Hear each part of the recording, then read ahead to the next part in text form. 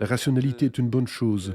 Et le chemin que nous avons parcouru au cours du siècle dernier, parcouru par un certain nombre de personnes, un certain nombre de grands scientifiques, est pour moi l'une des plus grandes réalisations de l'humanité. Mais tous les grands scientifiques savaient que si l'on ne peut pas transcender la rationalité, on sera détruit par elle.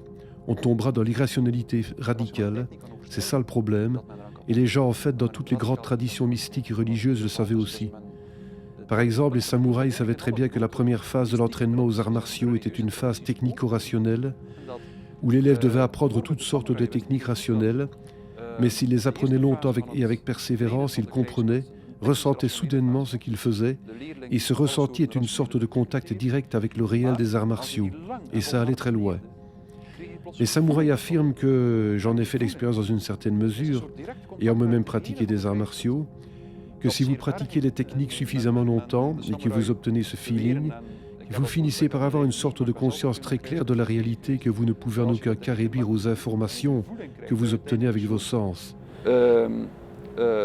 Et c'est cette connaissance transcendante qui n'est pas une connaissance rationnelle, mais une sorte de connaissance résonante, empathique des choses qui vous entourent.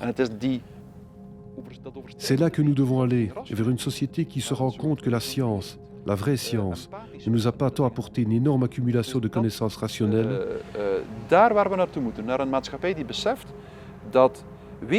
mais qu'elle nous a surtout montré que toute rationalité est limitée et que nous devons passer à une autre forme de connaissance.